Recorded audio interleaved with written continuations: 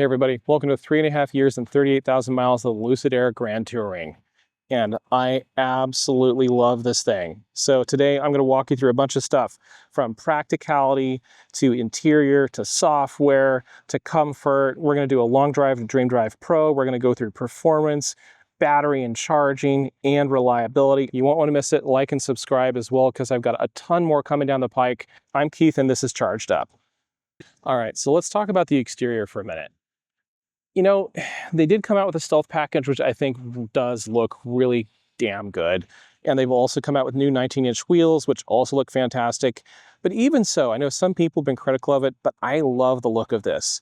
It's very unique. You're never gonna miss what this is. You're not gonna mistake it for anything else at this point. Same with Rivian. It's very distinctive. It has an aesthetic that is all its own, which in my opinion, I think does really, really well. And then on top of it too, it's just a good looking car. Like this turns heads. People look at this and go, whoa, even still after 3.5 years of owning this and a lot more of them on the road, especially in the white, people look at this and they notice, which is great. But then also on top of it, one thing I've really loved about this car is just how well they've done so many of the touches of the design. So it's got these vents here, which are all functional.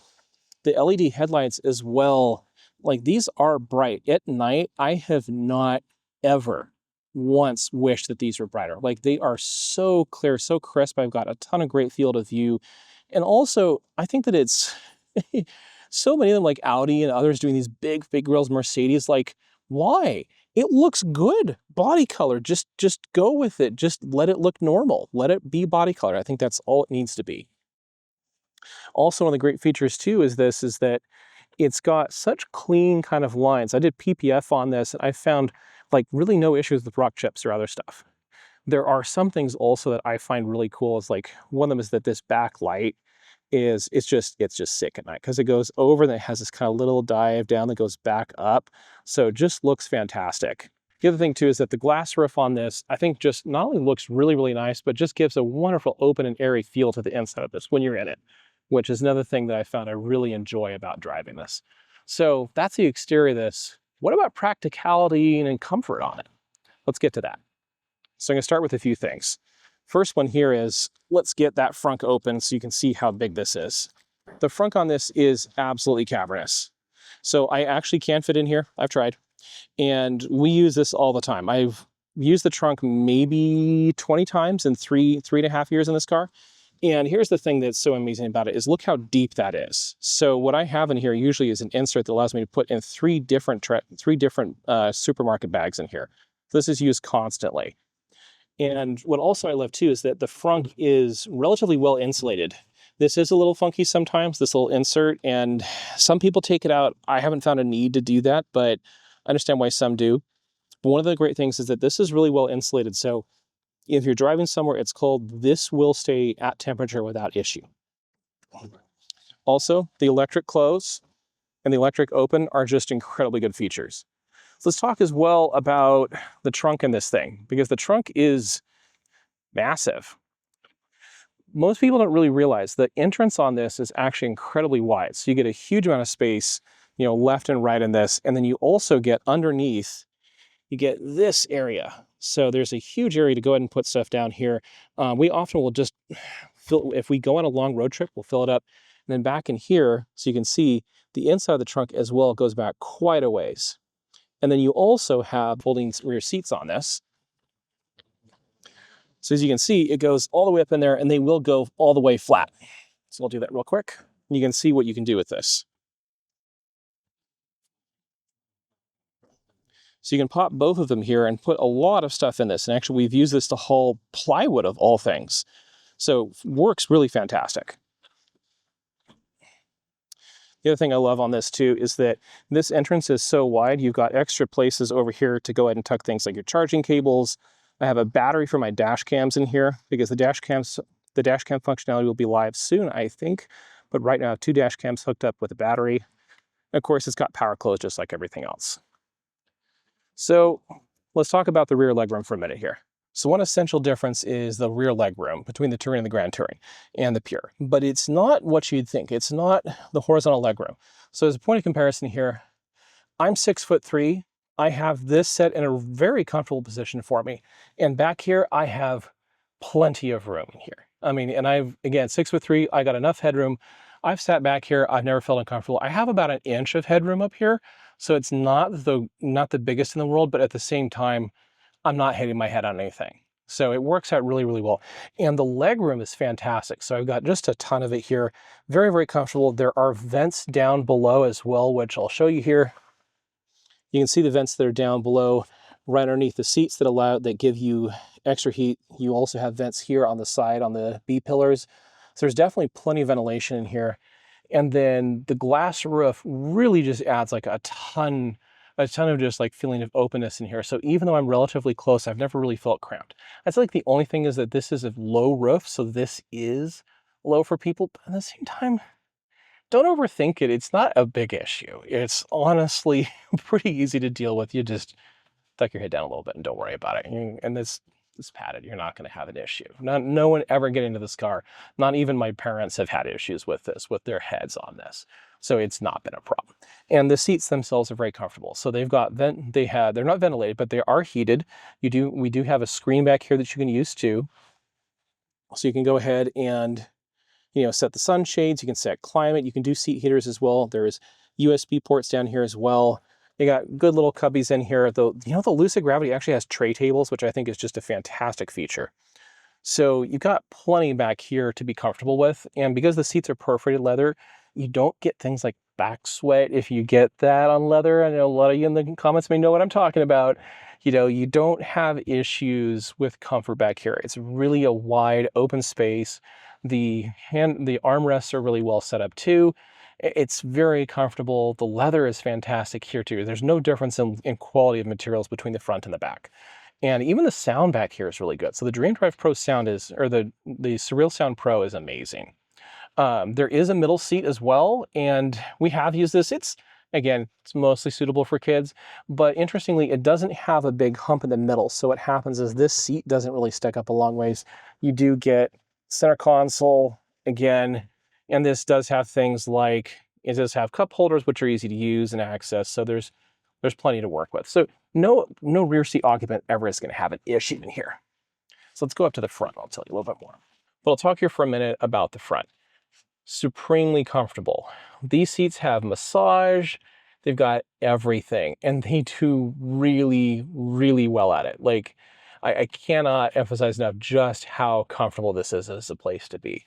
One of the things that's also really nice too is, again, very, very well placed ergonomically. Would I love a light colored front seat? I think the reason I wanted light color was because I didn't want these seats to roast in the sun, but that actually hasn't been an issue, even with this stupendous glass roof, which again, going into the interior comfort here is really, really good. So the glass roof I found to be really an amazing feature, because you have these, I know that there's some question like Tesla Model X has it where it's always over to the side. I've never had an issue with these being across the front. It's more that you just have this wonderful kind of like airiness to the cockpit, even with this here, I don't mind. And then the little center here that kind of comes down where we've got cameras behind this. We've got one of our dash cams over here. All of this, it has a little light strip that comes down the center, which is really cool too. So overall, like interior, like quality and aesthetics have been fantastic. Another thing too is that the dash is really well set up. One of the things is this wheel. So I find myself often resting my hand at the bottom of the wheel, kind of a little off angle because of the way I parked. But I find my hand resting at the bottom of the wheel a lot of the time when I'm driving. And that has been really, really comfortable. Everything's pretty much within reach. Now, one of the things is I'm 6'3". I have to reach a little bit further than most people probably will because I have this seat also quite a ways back. But everything's pretty much within reach. I've got CarPlay now, which I absolutely love using this. This is one of the things is that you can see how the aspect ratio here, we'll talk about this in software in a moment. CarPlay is there. It is definitely very usable though, and the screen's high resolutions and is all fully touch, so no issues there, which is great. So yeah, CarPlay is very well set up on here. Even the screen's a little small, it's all touch, it's all very well set up. And then the main screen as well down below is also really easy to access, especially for functions like climate and everything else. And I also got to point out seat heating and cooling. Thank you, Lucid. and then also massage function, which does go over quite nicely. The passenger seat as well, pardon the camera bag, the passenger seat as well is also really, really well set up. Again, same level of quality and a ton of leg room. We do get a glove box here, which has kind of everything in it. And then behind the pilot panel, you can go ahead and pop this up to go ahead and get additional things. So plenty of storage in here, which makes it very, very easy to use. You know, Lucid did one really wonderful thing. We have buttons. We have buttons, thank you, not just on the steering wheel, but here too. So adjust temperature, adjust the fan speed for both passenger and driver, and volume. Thank you, Lucid. So that makes that all work out really, really well. So let's talk about software for a minute. So I've had this since the very early days of the Lucid Air, and 1 point something, like very, very early versions of the software. It has come so far. When I first got my Lucid, it took a long time to boot up. It was very early in terms of the software journey, and that time to boot up was not the greatest. You get in the car, you'd have to wait. I kind of dealt with it. I was like, whatever, I'm sitting waiting for 20 seconds, 30 seconds, I'm fine. With 2.0, they changed everything, and the speed by which the car boots up just completely changed. And what was really amazing about that is the car is instant on, super responsive, and they've gone so far that really the screen responsiveness, so a lot of issues with the software have really been resolved. So no problems around responsiveness now. It works, it's really, really smooth, and they've continuously added features like with 2.8 that came out recently with DreamDrive Pro finally having hands-free. It's just, again, they keep adding features. It's just gone a long way. So I'm really, really happy with the pace of innovations that Lucid has put in. They haven't slacked off since Gravity's come out, and there's a couple big updates, I think, coming down the pike as well that I'm really excited for too. All right, so let's talk DreamDrive Pro. So I just topped off the battery in Clackamas, and now I'm here dealing with Portland traffic, which is some of the worst around. Though thankfully today it's not actually that bad. I think we're going to be fine coming out of Clackamas here. But I'm going to pop it into DreamDrive Pro. I'm going to show you exactly what this is like to use every day. So you go ahead and turn on DreamDrive Pro on the steering wheel here, and then you press to set your speed, and then hands-free driving is enabled. You got to pay attention. You have to keep your face forward. I'm going to go ahead and up the speed here to 60, so it'll go up to 60 miles an hour. But now my hands are completely off the wheel. My feet are away from the pedals. I am making no inputs of any kind. The only thing that the vehicle is asking of me is pay attention. So keep my eyes forward or look at mirrors, look around. That's about all I need to do. I don't need to do anything else. So I can do everything I need to do. But all I need to do here is just pay attention. Allow the car to drive itself. It does allow you to adjust the distance. I'm not going to adjust it here that much because I don't want to go back and find people cutting in front of me, which Portland drivers will do. But otherwise, it sits here and is pretty much perfect. And it does a fantastic job of lane centering. It pretty much keeps straight on. It keeps a very consistent distance from vehicles in front of me. Here's an interesting one. So the lane is stopping. One of the reasons I'm in the left lane is because this lane will stop and go a lot more. And it does a great job of just slowing down. It's only got this Escalade in front of me to go ahead and look at, nothing else, but it really did a great job of holding in terms of speed, giving enough space to be able to slow down and not reacting suddenly. It could react a lot faster, but it does a really great kind of smooth slow down here. So there's just a moment afterwards, but it slows down enough that whatever the vehicle in front of me is doing, it can stop in time. And at no point have I found this wandering in the lanes. It pretty much stays spot on. One of the other things too is merging. So it has the ability to auto merge. So if you hold the turn signal stalk on for long enough, it will merge for you. Another nice thing about this is the steering wheel controls are pretty intuitive. You have the rocker here to move up by 1 mile an hour or so. If you hold it, it will increase your max speed by 5. So I was able to go pretty quickly if I wanted to increase my speed. You press the button right here to set at the current speed. You have the ability to turn DreamDrive Pro on and off to adjust your follow distance, to cancel, not necessarily turn off, but to cancel temporarily, which is really nice. If you don't want to go out of the mode, you just need a momentary pause. So you have that ability, and it's nice and intuitive here, very easy to access. I found it's become second nature because we've put a lot of miles in DreamDrive Pro on this. But in the meantime now, traffic's clearing a little bit. I'm up to 50 miles an hour. I still have given no inputs to the vehicle, just chilling out here, and now's an excellent time to do the merge. So when you do the turn signal stalk, you have to hold it for a moment. Then it says lane change initiated.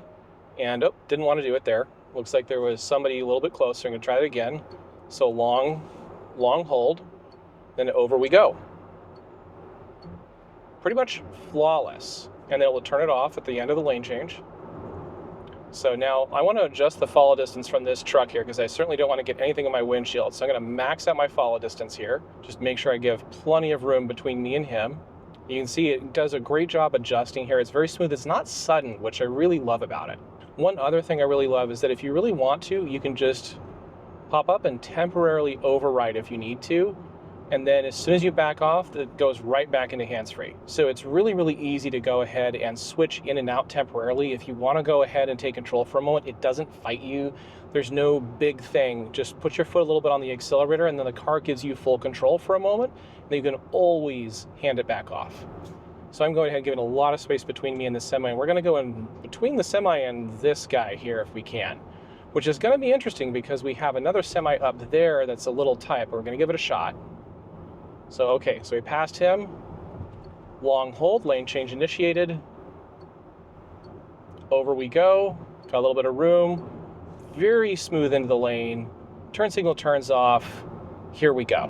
What more could you really ask for? I mean, people who love door-to-door, you know, oh, full self-driving door-to-door, for 99% of people, this does fantastic. It does everything you need. There's one thing I'd love to see soon, though, which is coming up here, and it is interchanges. And this does not work in interchanges, and I do have to take back over because there are certain places that the mapping is not available. That's fine. I mean, shucks. Am I upset that I have to go through this interchange here without issue? Oh, I had it in sprint this whole time. Okay, here's the fun thing. This was in sprint the entire time. I didn't even realize that until just now. That's one thing that speaks so well to the handling of this vehicle and the suspension is that I've been in sprint this entire time and didn't even notice because it's not jarring, it's not upsetting, it's not a vehicle that gets completely out of sorts or too jittery when you put it in its sportiest mode. Alrighty, so I'm gonna go back here. I'm just gonna re-engage DreamDrive Pro. Go ahead and pop the rocker up. DreamDrive Pro, here we go. I'm gonna set that follow distance closer now and let it do its thing. And so this is one thing that's been amazing about this vehicle is just how far you can go. So I took this all the way east on the 84 out to Wasco, which was kind of wild, and I did not touch the wheel. That was, I'll put it up here, I think it was like 150 miles. I didn't touch the wheel. Couldn't believe it. I did everything on auto merge. I did absolutely nothing I did absolutely no driving input. Everything on auto merge and in DreamDrive Pro. I did not touch the wheel with my hands for hours. Incredible. And I've not felt that level of trust out of any other drive assist platform. Not even Tesla full self-driving makes me feel that comfortable. Full self-driving sometimes scares me because it pulls moves that I'm not sure about. It gets just a little too close to the edge. This stays right in what I believe is the exact perfect spot. Looks like we got some construction up here actually. So I'm gonna go ahead and do that lane change again. Lane change initiated. Over we go. I'm cruising along at 75. Not even a question. Just boop. Oh, we got this BMW merging in front of me. Backed off nicely, no problems. Doesn't look like that actual construction is happening, so let's just get back out here and see how quickly we rebound. Back to the speed, back to target speed pretty quickly, pretty effectively. And there's a vehicle over there that's gotten disabled, people merging around. No upset to the vehicle at all, just did completely fine. And I can do this for hours. I've done road trips with this and not touched the wheel outside of the occasional spot where I needed to do something. Truly incredible. So while we're at it, let's talk battery charging and range of this thing. Now I'm running on the 19-inch wheels. Those have the best tires for range, and when they say this thing gets 500 miles, they mean it. You'll get 500 miles if you go the speed limit. If you're going 80 miles an hour, you're definitely not getting 500 miles, but you're gonna get 400. Weather does affect this a little bit, but not too badly. So really, really cold weather, when it's down in the 30s, yeah, it's gonna affect your range like with any EV, but I found that hit to range from cold weather is not too bad. It's not the worst. And that's made it actually really easy to deal with. We did a trip to Seattle once in this in November. So Seattle and back on a single charge, 80% charge. Did that up the 5 to Seattle and back, no charging.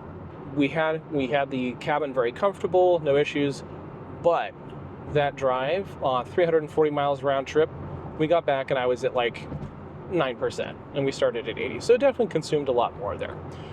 As for charging, this thing charges like a maniac. I mean, I really am impressed with it in terms of its, low down charging curve. So when I go to an EA charger, any 350 kilowatt charger, I'll go straight in. If I'm down around like 10%, plug in. As long as the charger can do it, it's going to go ahead and dump 350 kilowatts in.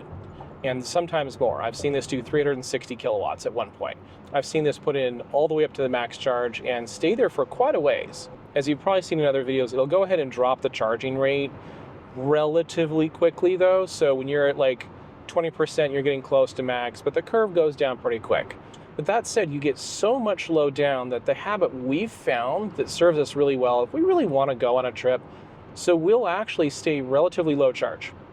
I'll go up to maybe 50, 55% at most, drive down to 15 or so, charge again. We're in and out in 10, 15 minutes. But when we really do max out the charge on this, the rare instance I charge to 100% in it, we will run out of capacity before the car does. And so we'll have to go stop and go to a pit stop or take a break long before this car ever needs to take that break. As far as charging networks, a lot of people have problems with Electrify America. I've had comparatively few. Sometimes there's a charger that's not working. Sometimes that charger is not charging very fast. Pretty rare instance. I've typically been able to call them up, they reboot the charger, and I'm off and going. But there are a lot more chargers now, and that's made it much easier to find a good charger that you can hit up. And the Tesla supercharger access is nice in a pinch, but at 50 kilowatts, it is by no means fantastic. And no one's going to be like, oh, that's amazing. 50 kilowatts, I'm not really that enthused about.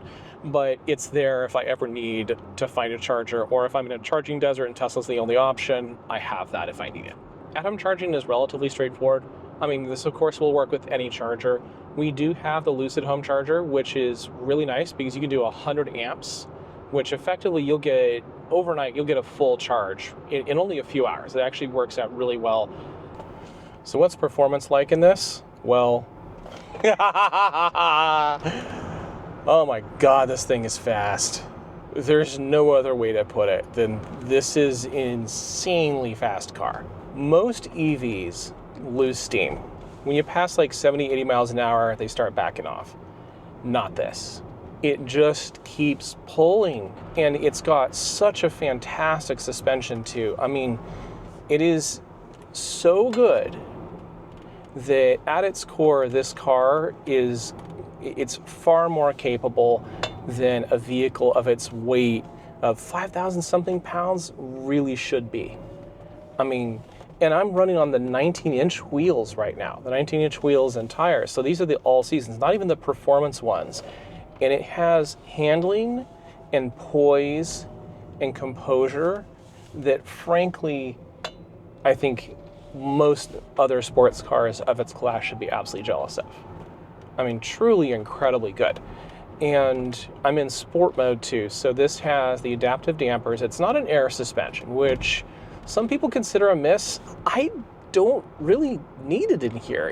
It's so well sorted and so predictable. I mean, very, very neutral, a little whiff of understeer and then oversteer. And even then in this, you really have to push hard to hit that point.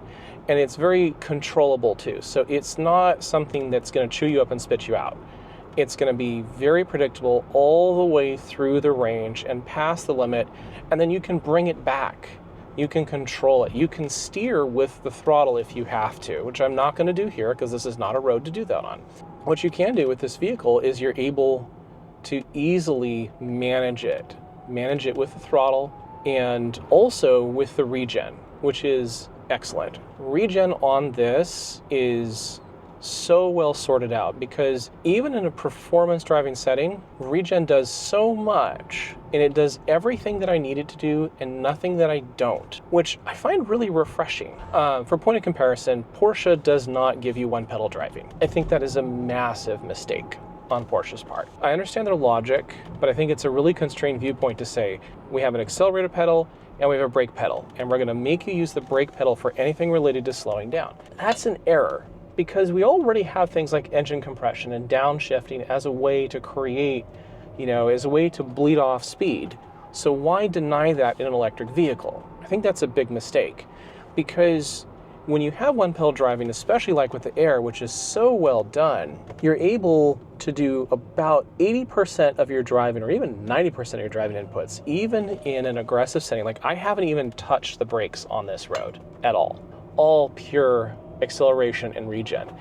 It means that you have a single input, you're not moving your foot, which means your reactions are better. You have one single thing that you're doing to manage your speed.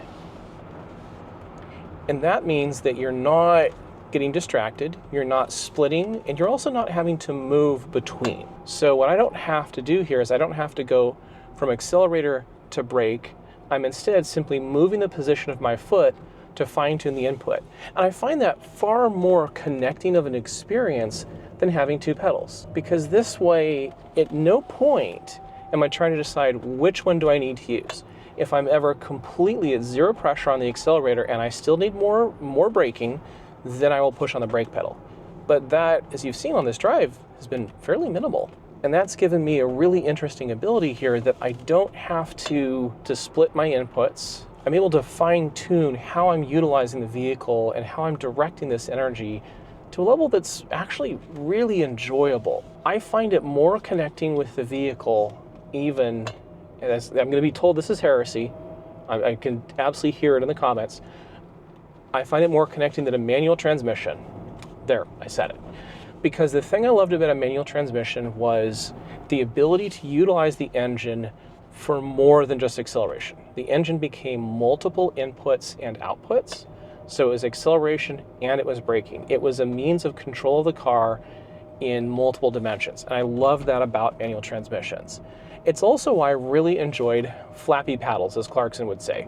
I enjoyed a paddle shift because then I had a much narrower field of physical movement to get the same set of controls. One pedal driving in a performance vehicle allows me complete control over the vehicle 80 to 90% of the time with one single foot input that doesn't have to change. And I find that just immensely rewarding. And the Lucid Air does it perfectly. I have never once felt like it did not, which I'm very happy to say. So another thing that I want to cover around performance too is chassis dynamics. As an EV, this has nearly perfect weight distribution. So Lucid has two motors, one in the front, one in the back in the Grand Touring, and the battery under the floor. They also have done a lot to push the wheels as far out to the corners as they can. And one of the things that this does is this gives the car a much better overall stance. So while it does sacrifice a little bit in terms of turning radius, which hasn't been an issue for me, but you do have to bear that in mind, it does mean that this car is supremely planted. Like going into a turn here, steering as well, give it the right input and you change direction. And you don't have to do much. So as you can see here, I've got just enough input on the steering wheel to go ahead and turn. And on top of that, I'm able to do it and put in just the right amount of input. And the car is so well planted because of the position of the wheels, it's very easy to predict where it's going to go. So I'm on a relatively tight road here and I am not having issues with placing the vehicle on it. And that's also to the steering. So let's talk about that for a minute too. The steering on this does something really nice. It's got the right amount of feedback, actually. It's not too loud, it's not over communicative, and actually that can happen in some mechanical racks.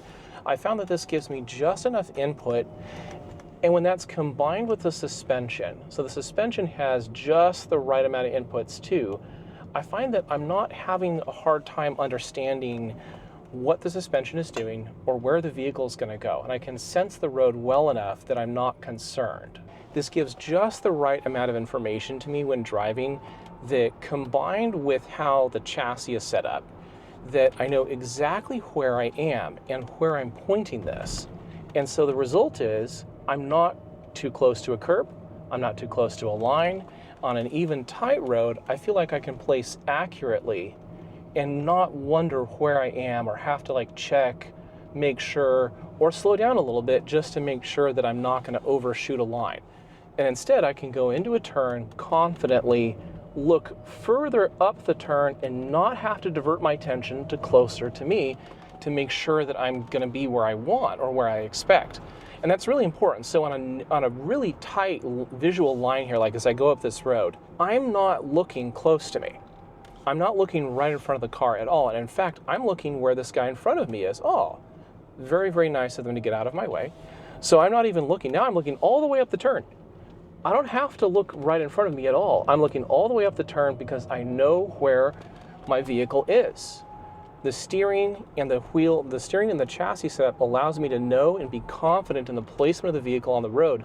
So I'm not wondering. And the result is I can go up this, stay well within the lines, stay at the speed that I want, and really just enjoy it.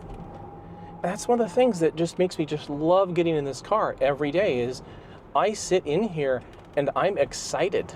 I'm like, where am I going to go? And that's one of the reasons I've got 38,000 miles on this, even when I don't commute that far, is because I'm excited. I get in this and I want to go. I want to go have fun. I want to see where this will take me. And that's something really, really special. All right, so where does this all go? Well, there's special things in the world, right? Special places.